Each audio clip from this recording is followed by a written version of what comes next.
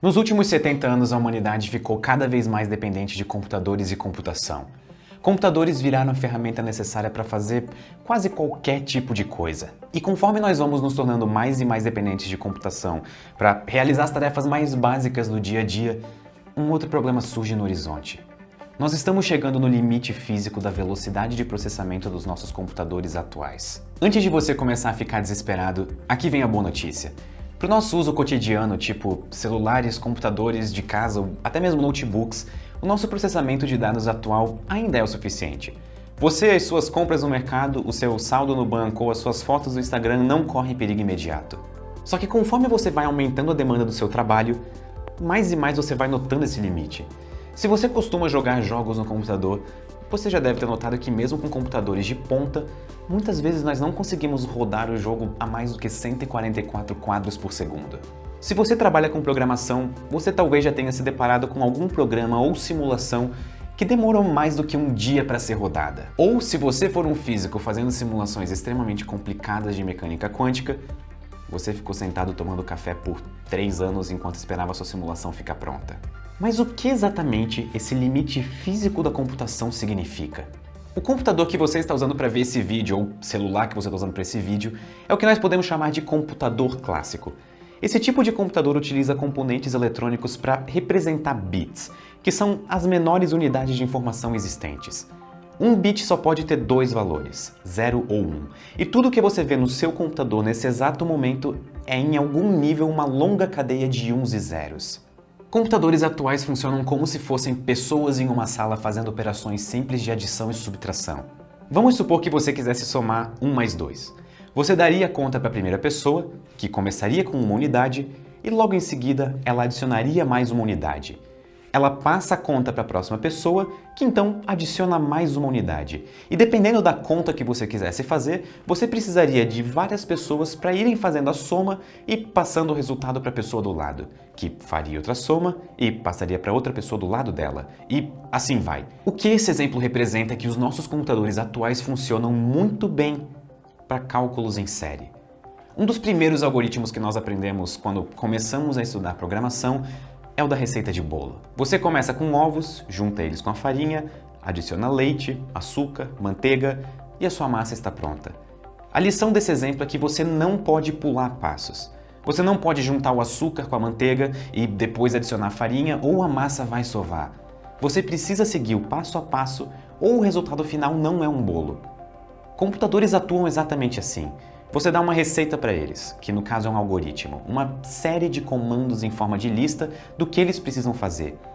Eles realizam operação por operação em ordem e no final te dão um resultado. E o limite computacional funciona assim. Em uma cozinha, você pode adicionar cozinheiros para fazerem cada passo da receita separadamente, e isso geralmente aumenta a velocidade de produção. Em um computador, os cozinheiros são os transistores. Só que assim como em uma cozinha você só pode adicionar um certo número de pessoas ou a cozinha fica superlotada, a mesma coisa vale para processadores. Existe um tamanho mínimo que um transistor pode ter e vai chegar uma hora em que você vai estar com seu processador superlotado. Quando essa hora chega, você não tem como fazer as operações mais rápido. Você chega no chamado limite físico da computação. Vocês provavelmente já ouviram falar na lei de Moore. E ela diz o seguinte: o número de transistores em um circuito dobra a cada 2 anos. Em termos mais simples, caso a lei de Moore esteja correta, o celular que você compra hoje vai ter a metade do número de transistores de um celular daqui a 2 anos. O que significa que, em média, o poder computacional dos aparelhos dobram a cada 2 anos.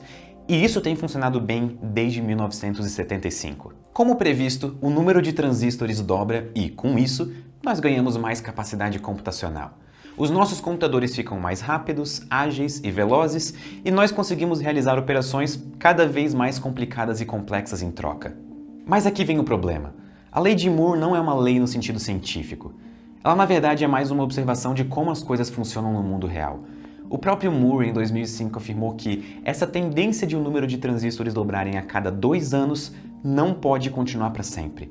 Eventualmente, nós chegaremos em um nível de miniaturização extremos dos transistores e esse seria o fim da lei de Moore. E esse fim é previsto para 2025. De novo, isso não significa que os nossos computadores vão parar de funcionar. Isso só significa que nós não teremos como deixar eles mais rápidos. Então, caso as nossas necessidades por processamento computacional continuem a crescer e crescer, o que provavelmente vai acontecer, nós começaremos a nos deparar com programas impossíveis de rodar ou simulações que demoram uma eternidade para serem concluídas. E isso seria desastroso para a ciência e para a sociedade em geral. Mas aqui entra a esperança, a carta na manga da humanidade. Computação quântica. Exceto, não é bem assim. Muito é falado da computação quântica como se ela fosse mágica, mas na realidade nós provavelmente continuaremos a usar computadores normais junto dos computadores quânticos. Eles são sistemas essencialmente diferentes e cada um tem uma utilidade diferente. Computadores quânticos, da mesma forma que os nossos computadores atuais, também utilizam pequenas peças de informação. Só que ao invés de bits, nós temos qubits, que é uma contração de bit quântico. O bit clássico pode ter apenas dois valores, 0 ou 1, e, como dito antes, esses valores são representados como correntes elétricas passando em um fio. É por isso que um computador clássico é clássico. A física que rege as correntes elétricas passando no fio é a física clássica. Então, nós não temos nada de estranho aqui. Só que quando nós entramos no mundo dos qubits, não usamos mais a física clássica para representar unidades de informação. Agora podemos representar elas como alguma propriedade física que segue as leis da mecânica quântica, como o spin de um átomo. Essa é a parte mais interessante, porque como qubits têm o seu valor atrelado a alguma propriedade quântica, eles podem fazer coisas impossíveis na física clássica, como se aproveitar da superposição. Esse talvez seja um dos conceitos mais importantes do vídeo. Em um computador clássico, bits podem ser apenas 0 ou 1. Mas em um computador quântico, os nossos qubits podem ser 0, 1 ou estar em uma superposição de 0 e 1. E isso tem consequências brilhantes. Lembra do exemplo da receita do bolo? Imagina agora que você esteja testando novas receitas e que você quer saber se um bolo fica melhor usando manteiga ou margarina. Para fins de explicação, vamos supor que a nossa cozinha é um computador quântico e que o nosso qubit inicial está em uma superposição manteiga-margarina. Você não precisaria fazer dois bolos, um com manteiga e outro com margarina, para saber qual fica melhor. A superposição se mantém após cada passo da sua receita. Isso significa que usando como ingrediente a sua manteiga-margarina, você acaba com um bolo que na verdade é uma superposição de dois. Um que foi feito com manteiga e outro que foi feito com margarina. É como se você tivesse feito os dois bolos no mesmo tempo em que você antes faria apenas um. E isso é extremamente bizarro. Mas não se anime tão rápido, porque infelizmente os computadores quânticos não são tão simples. Em qualquer computação, nós precisamos ter um resultado preciso. Usando o nosso exemplo anterior, nós precisamos que a nossa receita seja um bolo que eu possa experimentar. Mas isso não acontece com um bolo em superposição. Em qualquer computação clássica, nós sempre podemos medir um bit e saber se ele tem valor 0 ou 1. Mas é impossível medir qubits em superposição, e isso é uma limitação da própria teoria quântica. Sempre que nós tentarmos medir o valor de um qubit, a superposição é destruída e o qubit retorna o valor 0 ou 1. Ou seja, mesmo que nós fizéssemos o bolo em superposição, no final nós só poderíamos comer um desses bolos. É como se quando nós colocássemos o garfo no bolo em superposição, ele automaticamente virasse ou um bolo feito com manteiga ou um bolo feito com margarina. Então, nós não temos como nos aproveitar da superposição no resultado final.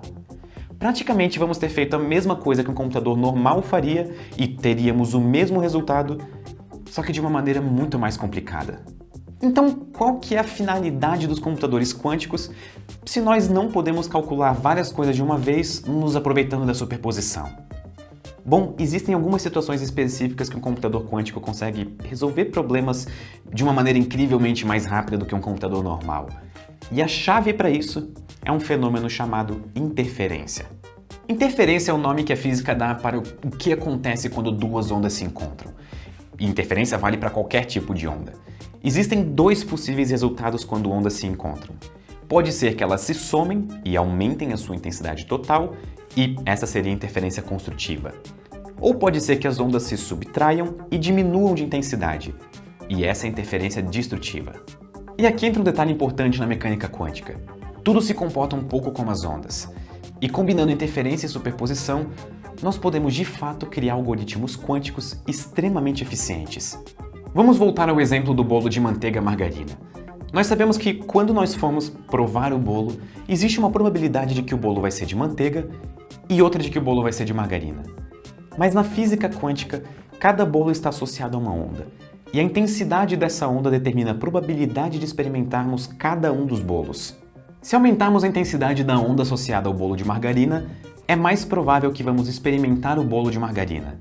E se aumentarmos a intensidade da onda do bolo de manteiga, é mais provável que experimentaremos ele.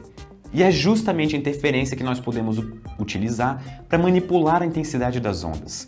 E isso significa que, nesse caso, você pode mudar probabilidades simplesmente mudando a intensidade da onda. E isso é uma coisa importante sobre interferência na mecânica quântica. Nós podemos utilizar a interferência para manipular diretamente probabilidades. Imaginem uma lista com nomes, e eu quero que o computador ache um nome específico nessa lista. Usando um computador normal, ele teria que checar o primeiro nome, ver se ele é igual ao que eu queria, e caso não for, ir para o próximo, repetir o processo e continuar nome por nome até encontrar o nome que eu estou procurando. Esse processo demora muito tempo, e se você tiver uma lista com milhões de nomes, boa sorte e bom café. Mas no caso de um computador quântico, existe algo chamado algoritmo de Grover. Considere uma lista com 1 milhão de nomes, e no meio desses nomes eu estou, procurando o meu, Pedro Luz. Se eu tiver essa lista em um computador quântico, eu posso fazer o seguinte. Eu coloco todos esses 1 milhão de nomes numa superposição e se eu perguntar para o meu computador quântico qual o nome que ele achou nesse momento, existe 1 em 1 milhão de chances de que ele vai ter achado o meu nome. Se ele não tiver achado, eu tenho que pedir para ele buscar de novo, e isso é ineficiente. Mas não se esqueçam que a probabilidade em um computador quântico está diretamente relacionada à intensidade de uma onda. Se o meu nome tem uma intensidade baixa, vai ser mais difícil de o algoritmo encontrar ele. Mas se eu aumentar a intensidade da onda correspondente ao meu nome, eu aumento a probabilidade de que o computador encontre ele facilmente. E como nós aumentamos essa probabilidade? Usando interferência. Fazendo ondas se somarem ou subtraírem, tentando anular os resultados que não sejam o meu nome e fazendo com que o meu seja o mais provável. Quanto mais alta a intensidade da minha onda, maior é a chance de que o algoritmo me encontre primeiro. Usando isso, nós podemos aumentar a chance de encontrar o meu nome de 1 em 1 milhão para algo como 1 em 1000. Isso pode ainda parecer uma baixa probabilidade, mas isso significa que um computador quântico precisaria de, em média, apenas 500 tentativas para encontrar o meu nome em meio a 1 milhão de nomes. Enquanto isso, um computador clássico precisaria de algo em torno de 500.000 tentativas. A diferença é assustadora. No fim, a imagem que é vendida pela mídia sobre computadores quânticos é a de que eles são máquinas mágicas que vão resolver todos os problemas da humanidade. Mas isso está longe de ser o caso. Eles são incríveis para algumas aplicações específicas, mas você nunca vai precisar ter um computador quântico em casa para rodar os seus jogos ou trabalhar, por exemplo. Muito provavelmente nem mesmo em um futuro distante. As próprias limitações da natureza probabilística da mecânica quântica fazem com que seja extremamente difícil lidar com computadores quânticos. Mas essa dificuldade é superada diariamente por cientistas que buscam aperfeiçoar os algoritmos e desenvolver novas aplicações. Em troca, isso beneficia diversas áreas: criptografia e segurança, medicina, física computacional e, passo após passo, avança o conhecimento da humanidade como um todo para frente. Nós devemos ficar animados com os avanços na computação quântica, mesmo que computadores quânticos sejam utilizados exclusivamente em laboratórios por enquanto. Nós nunca sabemos quais tecnologias vão surgir e mudar drasticamente a nossa vida como consequência direta do investimento em ciência de base. Muito obrigado e até a próxima.